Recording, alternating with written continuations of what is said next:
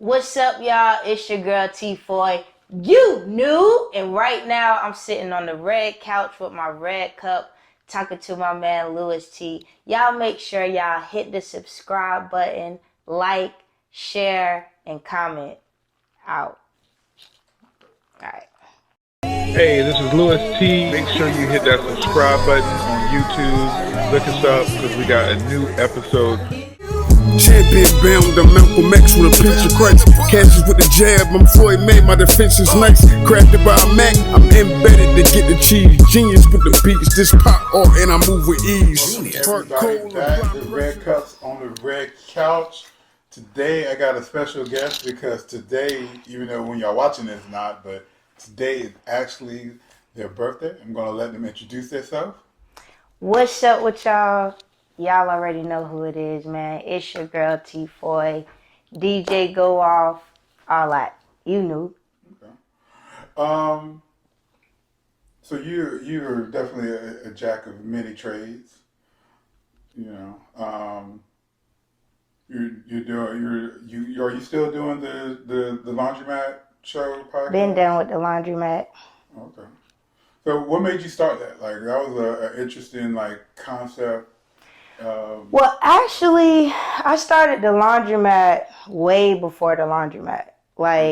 It was on this thing called anchorfm.com, and it was like a podcast streaming website where you couldn't see me, but you could hear me. So, at the time, I was really, going through some things, and I felt like I wasn't the only person going through those things. So, I needed an outlet, and it's kind of hard for me to journal because, they tell people that sometimes, you should journal, write stuff down, but I'm not really good with that. So I said, I'm going to try something different, and I actually started that in Charlotte in my mom's living room. Okay. In the living room, right at the table. Sometimes, I'm riding down the street, I'm making podcasts. They probably still up there. I'm pretty sure they are. Anchor FM. Yeah, and Anchor, they distribute them, so they might be on Apple, Spotify. Ain't no telling, man. Ain't no telling. I use Anchor FM. Word. To get it on Apple and all these other places. So it could be you should check your numbers. Yeah, I should, man. I should. So I started because of that, and what happened was I ended up moving back here, and the laundromat was just like an opportunity to, kind of do my own thing, do what I really wanted to do in there. I could, utilize the space. So I was like, well, shoot, I'm about to just go all out with the podcast. So I got the mics, all that, tables, chairs, all that, and just stay consistent with it, man, for, every time I was in the laundromat, y'all seen me in there, I was doing that. Washing clothes, folding clothes, drying clothes, go drop some off, pick some up, and then I started DJing, but that's a little bit ahead. So, yeah. So how did you, because Tiba owns the laundromat, right? Yeah, he did. Yeah. How did you meet Tiba? Speaking of Tiba, he was supposed to be a guest before you, and I figured if I interviewed him first, I would get more information on you to ask you, but he ghosted me. So I just wanted to dig in on See, it's a good thing that you got me, because sometimes when you get information from other people, you might not get the full truth. You might get a full one side. You know what I'm saying? Yeah, after. But he owned it. I met T so long ago, man. I met T a long time ago. I was probably about 18 years old when I met T. Okay. Yeah. That's what's up. You had a lot of good guests on there as well. Who was some of your favorite episodes from there?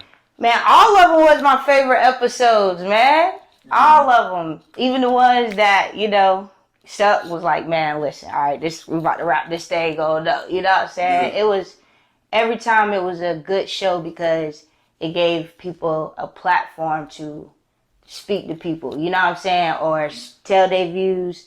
Put what they was doing out there, so it made a lot of good relationships, man. It put a lot of people on, so it was really good. We had people from I wouldn't say not saying that nobody's beneath anybody, but on different levels to this. So it's we had people that was down here, then we had people that was up there. You know what I'm saying? So All types of people, man. Shout out to everybody that came to the through to the laundromat, man, on the podcast. Right. Yeah, that was dope. So did you reach out to them? Did people reach out to you? Both. Both? Yeah. Both. And it was easy. You know what I'm saying? Like, it was very easy because the people were willing and they were wanting to do it. They was like, yeah, I got to do this. This is hot. This is popping. You know what I'm saying? So it was pretty cool, man. It was pretty dope. Yeah, I remember one time you had Nikki. I was like, man, I was like low-key hating Oh. on that one. Red. Let me tell you how that happened. So, what we started doing was we started renting the laundromat out. Mm-hmm. So, because we was like constantly coming up with ways, man. That's one thing about me and T. Me and T get together, we gonna come up with some ways to make some money. You know what I'm saying? Like, that's a fact, man. So, Red rented the laundromat for a video he was shooting. He was shooting a video for this dude named CY Music, DJ CY Music Official on Facebook, man. Cool dude, super cool. He had like the little Afro beats. He had the ladies. They had the ring lights in there. I mean, they was doing hair, makeup. Actually, like, that's another thing. I met some good people through that too. You know what I'm saying? So once he came or whatever, and he came to scope the place out, and we actually got the chance to meet because I didn't know about him. You know what I'm saying? So when I met him, I was like, oh, I like you. We're going to have to, you know what I'm saying? So I was like, I asked him if you know, he didn't mind to come on the podcast, and he was with it, and we just did it. Yeah. So yeah, that was dope. Yeah, I was like, man, Yeah. I didn't get Red before me. That's Yeah. my homie. I was Word. Hey, Red, man, I'm still waiting for my little spot or my little cameo, because, you know what I'm saying, you know what I'm talking about, Red. Word. Well, so what? So let's flash back, cause see that was kind of my like that was one of the biggest blips of you on my radar was that, because you know that was kind of what I was doing at the same time. But from there, you were like popping up all over the place, like, you know what I mean? Right. Just like, cause I was hearing about that before we even became Facebook friends. Like I would see people sharing the videos. Right, yeah. Shout out to everybody that shared. Word. Yeah. All my supporters, man. Yeah. Shout out to all y'all, my fans, all that. So you said you started with that because it started as your personal journal. Like what, Yeah, kind of. No, I never said anger. Well, anchor, no, Okay, yeah. So like, Anchor. what's some of the stuff before that? Like, what are some of the passions or, Man, you know, like, where did it start? I'm gonna be honest with you. It's all low key a blur. Like, I forget a lot of stuff. Like, I done did stuff that I forgot about. Like, I know a lot of people, you know, and knowing a lot of people, you know, being around certain people, a lot of people know me, know of me, try to know me, you know, stuff like that. So it just like, it kind of works, and I have like a strong support system, you know what I'm saying, mentors that help me out, you know what I'm saying, ancestors looking out for me. So when it like came to getting the people, it was like, it was easy because I already know these people. So it's like, we just sitting down having a regular conversation, you know what I'm saying? And then the people that I didn't know, I just let them know, like, look, you can read over the questions if you want, you know what I'm saying?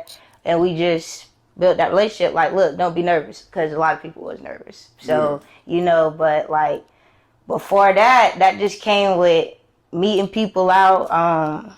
Shoot, I done did kid basketball leagues, dance groups, cheerleadings, all types of stuff, man. I done been on the Wilmington Journal front page. Like, it all started here. I was the well, when I first moved here, I didn't know anything about the 1898 massacre. I didn't know anything about Wilmington on Fire or the Zaya Festival and how they used to do us and all that. I didn't know any of this stuff, you know what I'm saying? Now, mind you, I went to school in Raleigh, so I come here like on the weekends, whatever, but I ain't really out here in the streets like that, you know? So I remember certain things, though. So what was I doing at UNCW? Probably doing something with T. Cause that's how me and T met. Okay, I moved here and I was going through some things or whatever. I was actually on probation. So I had to do community service and I had to like look through this sheet of people to that I report to or whatever. So me, I'm looking for, you know, one of my people. You know what I'm saying? I'm trying to see the easiest way out. You know what I mean? So I picked the dude, and I actually thought it was a female. So I met him, and when I met him, he would just like take me places with him and stuff like that, and I would like actually speak like on behalf of the youth, because he was like really into like that youth organization thing, like helping out troubled youth and stuff like that. Mm-hmm. So I was at they were doing a screening of it, and he had just at UNCW. Okay. And shout out to Chris Everett. Okay, yeah, shout out to Chris, man. Word, that was dope. I actually met him too. Pretty cool dude. I met him later on down the road doing something else, Black Film Festival. You know what I'm saying? So I was just sitting there and I was just in tears. Like, I could not believe what I was seeing. Like, it hurt me to my core, man. And they did the little Q&A about like questions and stuff, and my main concern was, why don't nobody know about this? You know what I'm saying? Like, what I don't understand. Like, this still happening every single day. So what's going on? And I went to work the next day. This is when we had a shop on Castle Street, right there on the corner of 7th and Castle. I want to say it was 7th and Castle, right there on the corner, and we did T-shirts and stuff. Okay. Yeah, so I went to work one morning, and T came in with the newspaper. Boom, dropped it, Wilmington Journal. Now, see, I just learned about the Wilmington Journal through the Wilmington on Fire. Through the Wilmington on Fire. Yeah. So through the documentary. So I immediately started doing my research on that, and when I seen that I was like on the front page, like it was kind of a big deal for me. It's big. I mean, it was really a big deal. So it was like at that moment I kind of knew that my voice is like really strong. You know what I'm saying? So I was the youngest chairman of the Democratic precinct in Castle Hayne. Shout out to Miss Maxwell. Shout out to Miss Deborah Maxwell and all those older people that were down there at the precinct, because they really, really, really was down there fighting, man. They was down there fighting, and the people just wouldn't get on board, so we ended up losing everything. But that was a pretty good time too, man. So yeah, one thing after that just led to another, then this and that. And I'm a DJ, so, right, so you know what I'm saying? Tell me all about DJ Go Awff. Well, actually, DJ Go Awff, I started that when I was at the laundromat. So I practiced for months. I'm talking maybe 4 months, 3-4 months, and I didn't want nobody to know. I didn't want nobody to know I was a DJ. But shout out to Mike Green, man. Mike Green, he came through and set me up, and it was just like one thing after another since then. He actually found me. I wasn't looking for... I always wanted to be a DJ. Yeah. Like, if you ever catch me in the club, I'm always by the speaker. Yeah. Give me a speaker, a good mirror, I'm right there by the DJ. You know what I'm saying? I love it. And he just walked in the barbershop one day, and he was like, first thing he said was, Ramon, shout out to Mr. Ramon too, on the dime, you know what I'm saying? So he was like, Ramon, I need a DJ, man. I need a female DJ, female MC. And Ramon turned the chair around. He was like, there you go right there. So he was like, let me get your number. You with it, So I was like, yeah, man, I'm with it, come through. Let me see what you working with. And he came through. He had a sound man. Shout out to the sound man. You know what I'm saying? And they coached me. They guided me. Those are some guys Was this like a live event or this is like practice? This is practice. Okay. We practiced hard. I mean, this was like, then like. And were you using vinyl or computer? I had a board. Well, Mike had the board. Big board, big thick board. It was a Newmark, I believe. Mm-hmm. You put one flash drive here, one flash drive there, or you could put one CD here, one CD there. Oh, wow. And just remember what it is that you playing. Won't no computer, won't none of that. You know what I'm saying? Wow. Then we had the house stereo speakers. They rigged them up some way. And I mean, it was just practice, practice, practice. Then we had the people in the neighborhood. They would come by. So that was like my first audience. You know what I'm saying? Yeah. Like, they love that, you know? And it became to the point where Mike was like, well, you need to come up with a DJ name. Mm-hmm. You know? And I was like, DJ T Foye? He like, no. You need to come up with a DJ name that, you know, something that fits you. You know what I'm saying? So I was like, I thought about it for a while. And I thought Go Awff was just perfect. Yeah. I just thought it was perfect.